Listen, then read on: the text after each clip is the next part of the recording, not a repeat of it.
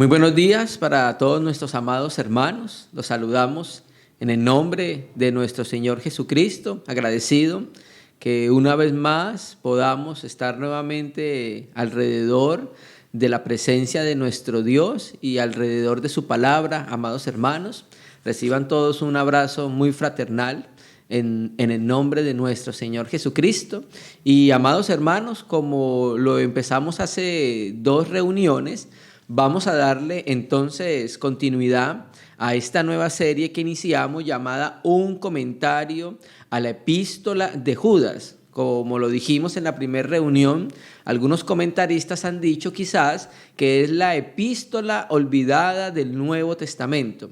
Pero volviendo nuevamente a considerarla, leyéndola, escudriñándola y meditándola, nos hemos dado cuenta que es una epístola que es necesario que nosotros como parte del cuerpo de Cristo estemos dispuestos siempre a estudiarla y a considerarla, porque ciertamente tiene verdades fundamentales para todos los tiempos, para la iglesia en todos los tiempos, amados hermanos, y máximo en este tiempo donde se han levantado tantos vientos de doctrina, tantas herejías a través de los diferentes medios como la televisión, como la radio, como el internet, incluso a través de libros. Entonces es necesario que pueda estar en nuestro corazón lo que quería el Espíritu Santo que estuviera en el corazón de la iglesia y en los receptores originales de la carta, de guardar la pureza de la fe, amados hermanos. Esta sería nuestra tercera reunión de un comentario a la epístola de Judas. En la primera reunión recordamos que hicimos una introducción al comentario a la epístola de Judas y vimos el autor, vimos que era hermano de Jacobo, medio hermano del Señor Jesucristo, pero se reconoce después como un siervo. Vimos cómo la iglesia en el segundo y tercer siglo reconoció la epístola, aunque primeramente estuvo entre los libros antilegómenos, libros discutidos, por causa de una cita que tenía que se considera que pertenece al libro de Enoc. Luego vimos también la posible fecha de escrito y cómo tenía su dependencia literaria de Segunda de Pedro. También vimos las características de los falsos maestros y la obra de los falsos maestros. Y también vimos cómo el Espíritu Santo se enfatizó mucho con la palabra jutos, donde señalaba a los falsos maestros y profetas de los cuales estaba denunciando que estaban minando la fe de la iglesia. Luego, en la segunda reunión, tratamos acerca entonces de la razón y el propósito del escrito: combatir por la fe que una vez fue entregada a la iglesia. Entonces el Espíritu Santo, a través de Lucas, movido por lo que estaba sucediendo en el entorno de las iglesias que él conocía, se dio cuenta que la fe estaba siendo afectada, la pureza de la fe, o sea, el depósito de la doctrina, a través de los apóstoles, las creencias de las enseñanzas esenciales acerca de Jesucristo, que fueron dadas por los apóstoles y por el propio Señor, estaba siendo minada, estaba siendo afectada por los falsos maestros. Entonces Judas, movido por el Espíritu Santo, le dice a las iglesias que debían contender o luchar agonizantemente por esa fe para mantenerla preciosa, ¿cierto? ¿Por qué? Porque había algunos hombres que se habían ingresado a las asambleas encubiertamente, que eran falsos hermanos. Hoy entonces, hermanos, en nuestra tercera reunión vamos a considerar una breve porción. Vamos a leer desde el versículo 5 hasta el versículo 7, que es la perícopa, la porción que nos toca en el día de hoy. Oramos siempre para que el Espíritu de Dios pueda sustentarnos en todo lo que vamos a hacer en lo relacionado con su casa. Para los hermanos que quieran acompañarnos con sus Biblias, vamos a leer Judas, capítulo único, versículos 5 al 7. Mas quiero recordaros, ya que una vez lo habéis sabido, que el Señor, habiendo salvado al pueblo, sacándolo de Egipto, después destruyó a los que no creyeron y a los ángeles que no guardaron su dignidad, sino que abandonaron su propia morada, los ha guardado bajo oscuridad en prisiones eternas para el juicio del gran día, como Sodoma y Gomorra y las ciudades vecinas, las cuales de la misma manera que aquellos, habiendo fornicado, e ido en pos de vicios contra naturaleza, fueron puestas, por ejemplo, sufriendo el castigo del fuego eterno. Hermanos, esta es la porción que vamos a leer hoy. Padre celeste, en tus manos estamos delante de ti y sobre todo en lo relacionado de tu casa. Oramos siempre por la dirección y la asistencia del Paracleto, del Espíritu Santo, que nos guíe siempre a dar testimonio de ti, de tu Hijo y de tu obra, Señor, en el nombre de Jesús. Amén.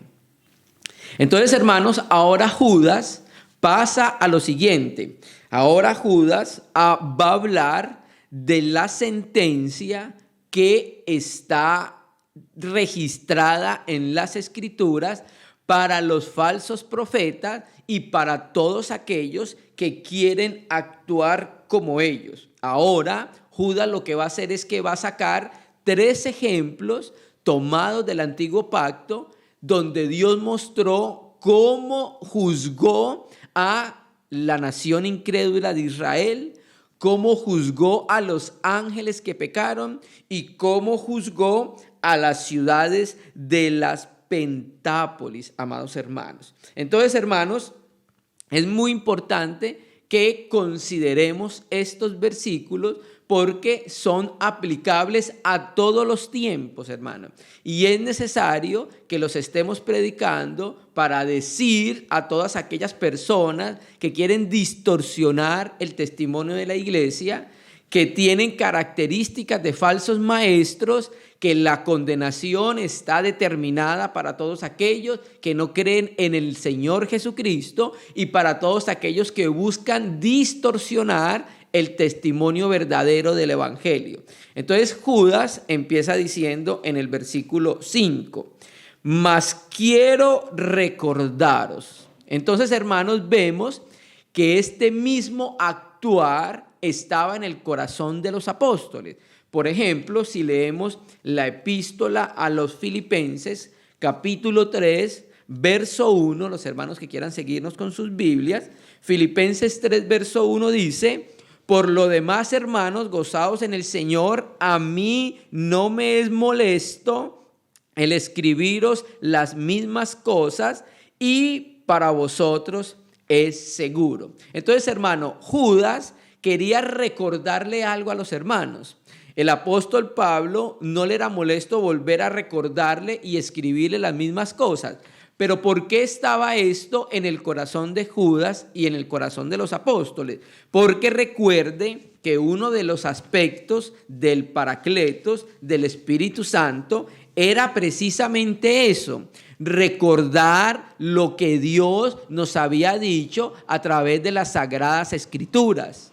Y por eso el apóstol Pablo y Judas, el medio hermano del Señor, entonces les quería recordar a los hermanos lo que ya habían leído. Por ejemplo, mire lo que dice Juan 14, verso 26. Mas el Consolador, el Espíritu Santo, a quien el Padre enviará en mi nombre, Él os enseñará todas las cosas y os recordará todo lo que yo os he dicho, hermanos. Entonces, Judas inicia este párrafo diciendo que él le quiere recordar, como lo hacía Pablo, porque el Espíritu Santo desde el interior lo iba a llevar a eso, y ese era uno de los trabajos del Espíritu Santo. ¿Qué quiere recordarle? Mire lo que dice: mas quiero recordaros ya que una vez lo habéis sabido. Entonces, por este texto también entendemos que la mayoría del auditorio al cual Judas se refirió eran creyentes judíos. También habían gentiles, pero la mayoría eran judíos, porque va a recordarles lo que sabían. ¿Qué sabía? Lo que decía la Escritura en el Antiguo Pacto. Y para hablar de la condenación para los falsos maestros, va a tomar 3 ejemplos, como lo dijimos ahorita.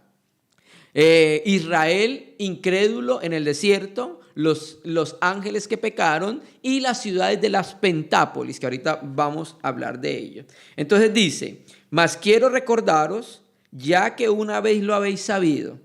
¿Qué habéis sabido ellos? ¿Qué sabían los receptores originales de la carta? que el Señor, habiendo salvado al pueblo, sacándolo de Egipto. Entonces aquí queremos entrar a considerar un poco de crítica textual, porque hay muchas variantes en los manuscritos griegos de esta palabra Señor. Algunos manuscritos lo presentan como Señor, como lo acabamos de ver acá, Kyrios. Algunos manuscritos los presentan como Zeus, Dios. Y algunos manuscritos lo presentan como Jesús. Entonces, si traduce Jesús, dice así: mas quiero recordaros, ya que una vez lo habéis sabido, que Jesús, voy a leer primero la Biblia textual como una base para mostrar que ellos tuvieron en cuenta estos manuscritos que decían Jesús. Vamos a leer Judas, capítulo 1, verso 5 de la Biblia textual. Y quiero recordaros como conocedores que sois de todas las cosas, que Jesús, hermano, mire que la Biblia textual vierte Jesús. Ahora, Francisco La Cueva traduce como Señor porque utiliza el manuscrito donde dice Kyrios, pero Nestlé Aland, el Nuevo Testamento griego, el texto maestro, ellos también colocan Jesús. Voy a leerlo en el versículo 5 y dice Jesús. Ahí vemos que ellos también toman en cuenta la traducción Jesús, ¿cierto? Entonces, la mayoría de manuscritos más fidedignos traduce, mas quiero recordaros que ya que una vez lo habéis sabido, que Jesús, como traduce la Biblia textual. Quiero hacer un comentario, traer un comentario al cual se refiere F.F. Bruce en su libro El Canon de las Escrituras, para hablar de esta variante. Son varias Biblias que traducen como Jesús. Recuerde que esto no es nuevo en el Nuevo Testamento. Recuerde que el apóstol Pablo también dice que la roca que guiaba a Israel en el desierto era Cristo. Y luego también más adelante en el mismo capítulo 10 habla del Señor Jesús. Entonces, hermanos, vamos a leer a F.F. Bruce el Canon de las Escrituras. La idea de Judas parece ser que aquel que condujo a Israel sacándolo de Egipto era el Hijo de Dios antes de su encarnación. El Hijo de Dios que una vez encarnado se llama Jesús. El hecho de que Yahvé, el nombre personal del Dios de Israel, se leyera normalmente como el Señor, griego Kyrios, en la Septuaginta, y de que Jesús fuera llamado Señor, griego Kyrios, en la iglesia, hizo que fuera más fácil identificar a Jesús con el Señor que iba delante de Israel en una columna de humo y de fuego, quien los rescató del poder de los egipcios, quien los sanó en el desierto. Era más fácil aún identificar a Jesús con el mensajero del pacto, el ángel de la presencia de Yahvé, quien los condujo bajo las órdenes de Moisés hacia la tierra de reposo. Esto dice F.F. Bruce en el Canon de las Escrituras. Entonces, Judas lo que trata de decirnos es que el Señor Jesús, que es Yahvé, es el Salvador y el que sacó a Egipto de la esclavitud. Porque si usted mira, sigue leyendo el texto, que el Señor Jesús, habiendo salvado al pueblo, sacándolo de Egipto. O sea, ¿cómo lo salvó? Sacándolo de Egipto. Vamos a leer un versículo para confirmar esto que ya hemos dicho. Éxodo, vamos a ir al Antiguo Testamento, Éxodo capítulo 13, versículo 3, y vamos a mirar que a eso es que se está refiriendo Judas, al antiguo pacto, y está hablando entonces de la liberación de Israel de Egipto. Éxodo 13:13. Éxodo 13, versículo 3, para los hermanos que quieran seguirnos con sus Biblias. Y Moisés dijo al pueblo: tened memoria de este día en el cual habéis salido de Egipto, de la casa de servidumbre, pues Yahvé os ha sacado de aquí con mano fuerte, amados hermanos, ¿cierto? Entonces, hermanos, vemos que aquí Judas está haciendo referencia a Éxodo, y como hemos visto, algunos manuscritos dicen Jesús. Entonces aquí es una clara referencia a la deidad del Señor Jesucristo. Judas reconocía en Jesucristo la deidad propia del ser de Dios y lo comparaba con Yahvé. Hermanos, pero recuerde que el texto dice, habiendo salvado al pueblo, sacándolo de Egipto, después destruyó a los que no creyeron. Hermano, la construcción gramatical es muy precisa. Primero los salvó y luego los destruyó. O primero los sacó de Egipto y luego los destruyó. Amados hermanos, ¿a qué se refiere esto? Esto se refiere precisamente a lo que dice el apóstol Pedro en segunda de Pedro, capítulo 2, verso 1, amados hermanos. Vamos a leerlo porque tenemos que mostrar esto que estamos diciendo acá, de que el Señor salvó, los sacó de Egipto, pero luego destruyó a los que no creyeron, ¿cierto? Este mismo principio aparece en segunda de Pedro, vamos a leerlo. Segunda de Pedro, capítulo 2, versículo 1. Y recuerde que está hablando en Judas en el contexto de los falsos maestros. Pedro también habla en ese mismo contexto de los falsos maestros. Porque hubo también falsos profetas entre el pueblo, como habrá entre vosotros falsos maestros. Mira, Pedro por el Espíritu Santo le estaba advirtiendo a la iglesia lo que iba a suceder más adelante, que es lo mismo que escribe Judas, que introducirán encubiertamente herejías destructoras, y preste atención, y aún negarán al Señor que los rescató, atrayendo sobre sí mismo destrucción repentina. Entonces, a esto quiero referirme con lo que escribe Judas acerca de que salvó al pueblo de Egipto y luego destruyó a los que no creyeron. Aquí, de la misma manera, el apóstol Pedro dice que Dios rescató a estos falsos maestros, ¿cierto que sí? Pero ellos mismos atrayeron destrucción repentina sobre ellos mismos. O sea, esa es la manera como fueron destruidos, porque ellos mismos hicieron acciones que Dios condenaba y naturalmente no se esperaba sino el juicio para ese tipo de acciones, amados hermanos. Entonces acá vemos, quiero llamar la atención a esta palabra, donde dice, y aún negarán al Señor que los rescató. La palabra rescató, ¿cierto?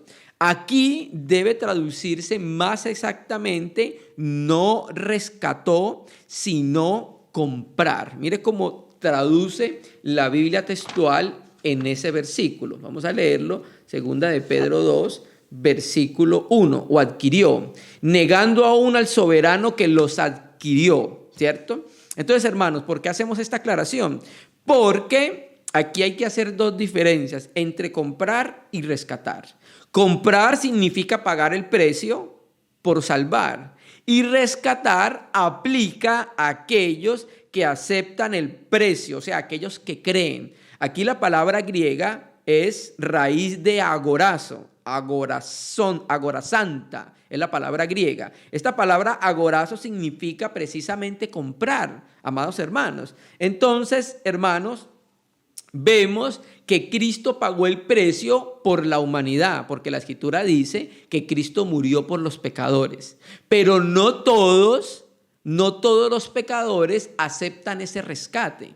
Aunque Él pagó el precio, ¿cierto?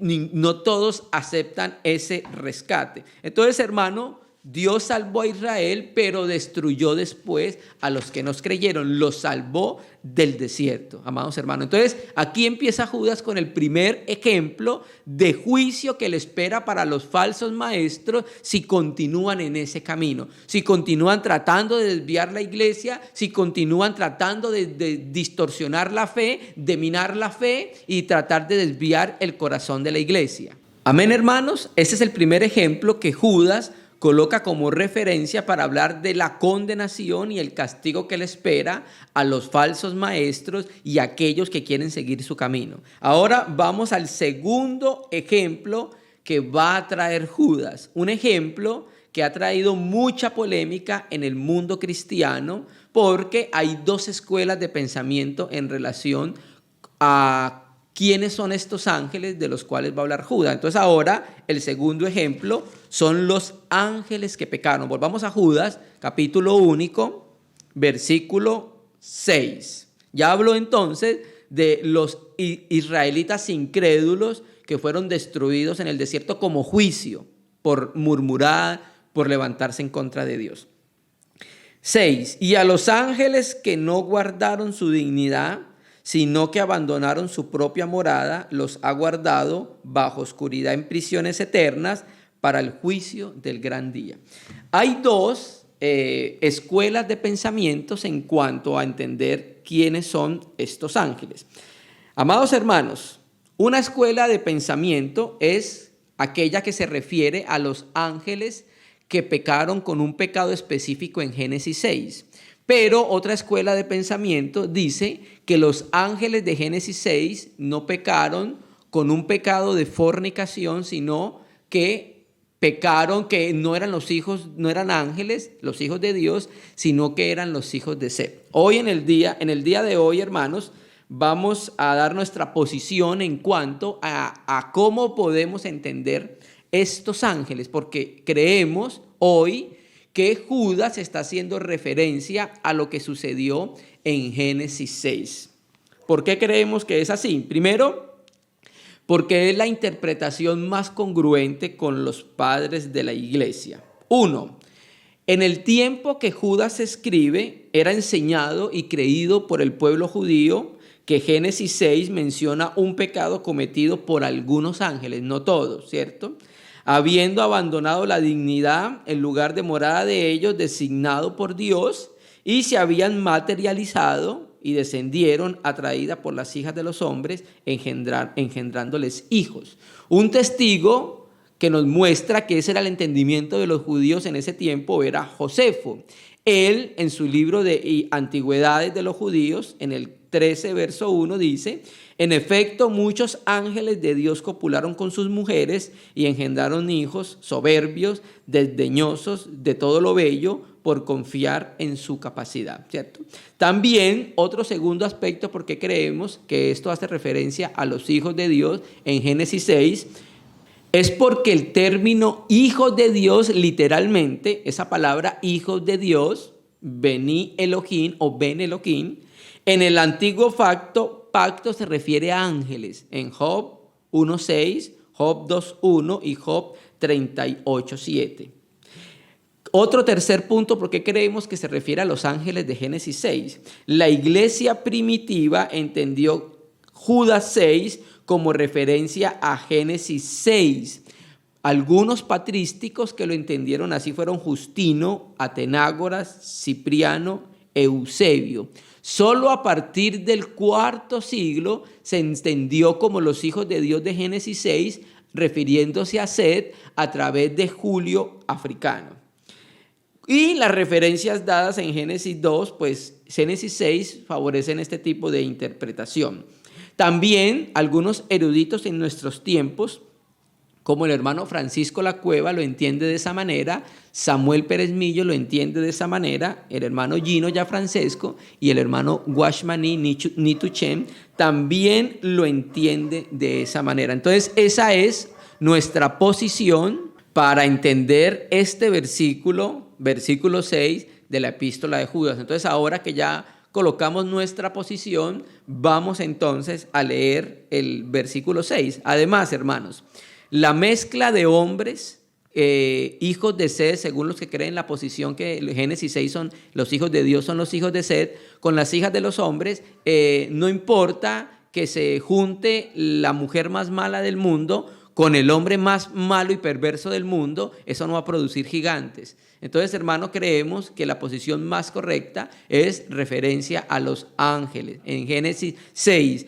De eso creemos que está hablando el escritor a Judas. Entonces, ahora vamos a considerar verso 6.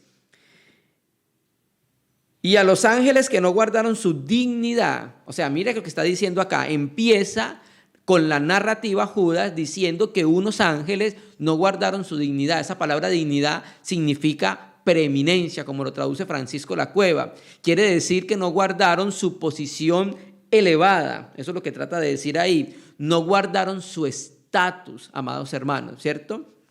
Y va a empezar a decir cómo no guardaron su estatus, su posición elevada que tenía como seres espirituales, seres de naturaleza espiritual que habitan en el mundo invisible, por decirlo así, en el cielo de Dios. Entonces, ¿qué pasó con estos ángeles? Y los ángeles que no guardaron su dignidad, sino que abandonaron, ¿qué? Su propia morada, amados hermanos. Entonces, para que nosotros entendamos esto en el lenguaje humano, cuando dice que abandonaron su propia morada, quiere decir entonces que abandonaron su lugar de residencia. ¿Por qué lo sabemos nosotros, hermanos? Porque la palabra morada, la palabra griega iketerión, significa casa de habitación, el cielo. Entonces aquí inicialmente, gramaticalmente, Judas nos está diciendo que algunos ángeles no guardaron su dignidad, su preeminencia, su estatus elevado como seres espirituales que tenía, sino que abandonaron su casa de habitación, o sea, abandonaron la morada donde fueron colocados. Recuerde que todos los seres que Dios creó tienen un hábitat donde vivir. Los peces, naturalmente, su hábitat es el agua. Las aves, su hábitat naturalmente, mayormente en los cielos, y los animales en la tierra, y nosotros, seres humanos, que tenemos el hábitat, esta tierra, ¿cierto? Lo mismo pasa con los ángeles. Ellos tienen un hábitat que Dios les diseñó para su residencia, utilizando el lenguaje humano. Entonces, hermanos, Judas nos empieza diciendo que algunos ángeles no guardaron su dignidad, como su estatus, su posición elevada como a seres espirituales que viven en lugares celestes. ¿Cómo abandonaron su estatus? Mire el texto como lo dice. Abandonaron su propia morada. Entonces aquí el texto da a entender literalmente que lo que pasó fue que salieron de la morada, el ambiente que Dios diseñó como residencia y morada para ellos. Y es ahí donde concuerda con Génesis 6, que habla del descenso de los hijos de los hombres, de los hijos de Dios a la tierra para llegarse a las mujeres, amados hermanos. Entonces acá es muy importante este aspecto, hermanos. Y los ángeles que no guardaron su dignidad, sino que abandonaron su propia morada. ¿Qué ha dicho el texto? Mire que dice su propia, o sea, ese era el lugar que Dios les destinó para ellos, ¿cierto? Dice el texto, ¿qué pasó con estos ángeles que habiendo pecado de esta manera, que no guardaron su dignidad, que abandonaron su propia morada? ¿Qué pasó con ellos? Dice el texto, los ha guardado bajo oscuridad en prisiones eternas. ¿A quién? ¿Quién ha hecho esto? Dios. ¿Qué ha hecho Dios? Los ha guardado para la prisión de oscuridad eterna. Ahora, si nosotros comparamos con la epístola de Pedro, Pedro también dice lo mismo. Y Pedro nos va a decir cuál es el lugar de prisión que tiene estos ángeles. No todos los ángeles, ¿cierto? ¿Por qué? Porque vemos que en esta tierra hay muchos ángeles malvados operando con el diablo. Entonces entendemos que no son todos los ángeles, sino una parte de los ángeles. Vamos a leer segunda de Pedro 2, versículo 4. Ahí nos va a hablar Pedro de esto mismo que habla Judas, sino que Pedro añade una palabra para poder entender cuáles eran las prisiones de oscuridad en las cuales Dios colocó a estos ángeles que pecaron en Génesis 6. Segunda de Pedro 2:4 dice, porque si Dios no perdonó a los ángeles que pecaron, mire que aquí Pedro dice claramente que pecaron, ¿cierto? Sino que arrojándolos al infierno los entregó a prisiones de oscuridad para ser reservados al juicio, ¿cierto? Entonces vamos a leer la Biblia textual, porque así también aparece en el texto de Francisco La Cueva, que aunque diga la palabra infierno ahí, la palabra griega no es infierno, la palabra griega es otra, y mire cómo el apóstol Pedro nos la traduce, nos lo coloca en su escrito. Porque si Dios no perdonó a los ángeles que pecaron, sino que arrojándolos al Tártaro los entregó a cadenas de oscuridad reservados hasta el juicio. Entonces, hermano, acá estamos viendo que esta palabra infierno que traduce segunda de Pedro, Pedro lo coloca en el texto griego como tártaro. Entonces, es el abismo más profundo. Estas son las prisiones de oscuridad donde Dios encarceló a estos ángeles. Hubo un hecho que ellos hicieron que motivó que Dios encarcelara a estos ángeles y los mantuviera en esas prisiones hasta el día del juicio final. ¿Por qué lo decimos así? Porque el texto lo dice así. ¿Y por qué creemos que no son todos los ángeles? Porque sabemos que hay espíritus por toda la tierra tratando de coaccionar a los hombres para que puedan seguir los planes del diablo, amados hermanos. Entonces aquí estamos completamente seguros que se está refiriendo a Génesis 6. Pasó entonces, como lo hemos visto con el texto, que estos ángeles cometieron algún pecado grave que hizo, hermanos, que entonces Dios los encarcelara en ese lugar que Pedro llamó el Tártaro. A eso se refiere Judas cuando habla acerca de que fueron guardados bajo oscuridad en prisiones eternas. Entonces, hermano, lo que trata de decir Pedro y Judas es que si Dios no perdonó a los ángeles que pecaron, tampoco perdonará a los falsos maestros, amados hermanos. Volvamos a Judas, entonces sigamos leyendo el verso 6. Y a los ángeles que no guardaron su dignidad, sino que abandonaron su propia morada, los ha guardado bajo oscuridad en prisiones eternas. Ojo, ¿para qué los ha guardado? ¿Cuál es el motivo de guardarlos? Para el juicio del gran día, amados hermanos. Entonces, hermanos, esa es la razón por la cual Dios los guardó. Para el juicio del gran día. ¿Cuál es el juicio del gran día, hermano? El juicio del trono blanco. En ese día, los falsos maestros, como los ángeles que pecaron, van a ser juzgados. Recuerda que Lucas mismo nos dice que uno de los espíritus de demonios, cuando vio a Jesucristo, que estaba poseyendo una persona, se acercó al Señor, se arrodilló ante él y le dijo: ¿has venido a destruirnos antes de tiempo? O sea, ya en el tiempo de nuestro juicio. Entonces, hermanos, ellos están guardados para el juicio del trono blanco, donde Dios va a juzgar a los falsos profetas, a los hombres que siguen sus caminos y a los ángeles que pecaron y al diablo, hermano. Mire lo que dice Mateo 25:41. Solamente voy a leer ese texto como una cita de referencia para que entendamos, porque ahorita vamos a mirar que las mismas palabras griegas aparecen en Judas. Mateo 25:41 dice, hablando de las cabras: entonces dirá también a los de la izquierda: apartados de mí, malditos, al fuego eterno, preparado para el diablo y sus ángeles. Mire lo que dice acá. Entonces el lago de azufre y fuego se hizo pensando no en la humanidad, sino en el diablo y sus ángeles. Y quiero llamar la atención a esta palabra fuego eterno, porque ahorita se va a repetir, hermano. Amén. Volvamos entonces a Judas capítulo 1, verso 7 ahora. Ya hablamos entonces del primer ejemplo que colocó Judas para hablar de la condenación sobre los falsos maestros, los incrédulos en el desierto, israelitas. Ahora habló de los ángeles que pecaron y el juicio que le espera. Esos juicios mismos le espera a los falsos maestros si no se arrepienten, que están desviando la iglesia. Y el tercer ejemplo sacado del antiguo pacto es las ciudades de las Pentápolis. ¿Cuáles son las ciudades de las Pentápolis? Sodoma, Gomorra. Aunque el texto dice Sodoma, Gomorra y sus ciudades, sabemos por Génesis que son las ciudades de las Pentápolis: Sodoma, Gomorra, Adma, Seboín y Zoar. Pero recuerde que Zoar fue destruida parcialmente. Vamos a leerlo.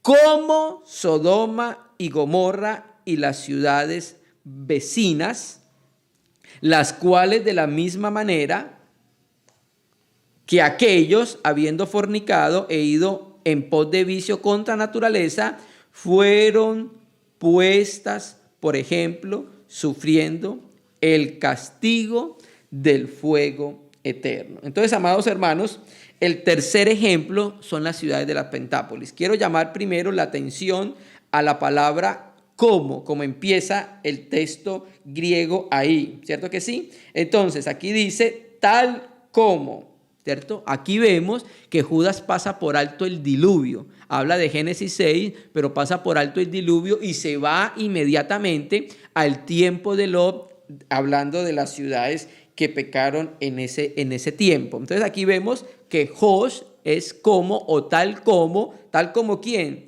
Como Sodoma y Gomorra y las ciudades vecinas. Las cuales, o sea, las ciudades vecinas, ¿cierto? ¿Qué hicieron las ciudades vecinas? De la misma manera que aquellos. Entonces aquí es donde algunas personas dicen que no se compara con los ángeles que pecaron, sino con los israelitas que pecaron. Pero hermano, el texto más próximo son los ángeles que pecaron. Y cuando miramos gramaticalmente el texto, está haciendo una comparación con el texto, con la idea anterior, que fueron los ángeles. Quiero remitirme a lo que dice Francisco La Cueva en su comentario de Matthew Henry, hablando acerca de lo que dice esta palabra. Vamos a leerle. ¿A quiénes se refiere Judas al decir textualmente de modo semejante a estos? No puede referirse a las ciudades, puesto que autas es femenino, mientras que tutis es masculino neutro. Al tratarse aquí de seres culpables, el neutro queda también eliminado. Tampoco es probable que se refiera a los impíos, que son el tema de la epístola, pues primero, están muy lejos de la construcción gramatical. Segundo, resulta muy difícil aplicarle a ellos lo de ir tras una carne diferente, que ahorita lo vamos a ver. Solo puede aplicarse a los ángeles del versículo anterior, cuyo pecado, según esa tradición judía que utiliza Judas, consistió en ir detrás de otra carne diferente de la carne que supuso en los ángeles esta tradición primitiva. Entonces, hermanos, cuando dice las cuales las ciudades, de la misma manera que aquellos, o sea, hermanos, de la misma manera que los ángeles. ¿Qué hicieron los ángeles? De la misma manera que los ángeles. ¿Qué fue lo que hicieron los ángeles? Dice el texto: habiendo fornicado e ido en pos de vicios contra naturaleza. Esta palabra fornicado acá no es generalmente la misma palabra que se utiliza siempre en la Biblia para fornicar. Aquí, porneio, la palabra griega para fornicar es porneio, pero aquí la palabra griega es eporneu, que significa cometer inmoralidad sexual con exceso. O sea, no solamente fornicaron, sino que Judas trata de decir de que lo que hicieron fue algo con laxivia, algo en exceso, amados hermanos. Entonces, hermanos, ¿qué hicieron? Habiendo fornicado, cometido fornicación con exceso, e ido en pos de vicio contra naturaleza. Hermano, aquí quiero llamar la atención a leer la traducción que tiene Francisco La Cueva de esta palabra vicios contra naturaleza. Literalmente vamos a leer lo que traduce, porque nos ayuda a entender bien qué fue lo que hicieron las ciudades de las Pentápolis, que replicaron, que vieron y que pasó con los que hicieron los ángeles en Génesis 6. Judas, leamos esa parte de Francisco La Cueva. Judas, versículo 7. Y habiendo ido en pos de carne diferente. Esta es la traducción que tiene Francisco La Cueva. ¿Por qué? Porque el texto griego dice sars hetero, carne diferente. Hermano, así traduce Francisco La Cueva. Entonces, ¿qué sucedió? Los hombres de Sodoma fueron tras carne diferente, porque en esos momentos que los ángeles se materializaron como hombre, tenían un tipo de carne, ¿cierto? Pero recuerde que los ángeles no son carne, sino que son espíritu. Pero en ese momento ellos se materializaron con un tipo de carne y los hombres de Sodoma quisieron abusarlos, fueron detrás de ellos. Pero de la misma manera pasa con los ángeles de Génesis 6. Ellos no son carne, pero de alguna manera, unos dicen que por vía de materialización, otros dicen por vía de posesión, tuvieron relaciones con carne diferente, porque ellos son seres espirituales, hermanos, ¿cierto?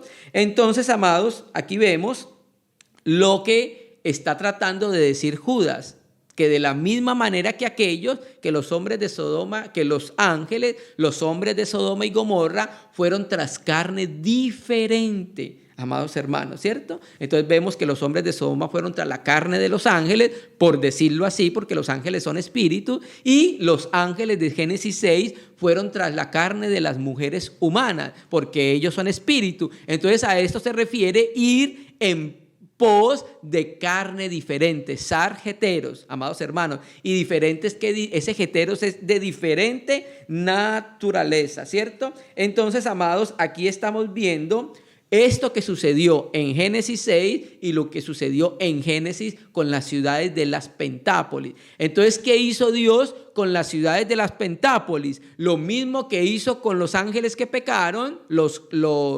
juzgó, los condenó. Lo mismo que hizo con los israelitas que pecaron, los destruyó en el desierto, y también hizo lo mismo con los habitantes de las ciudades de las Pentápolis.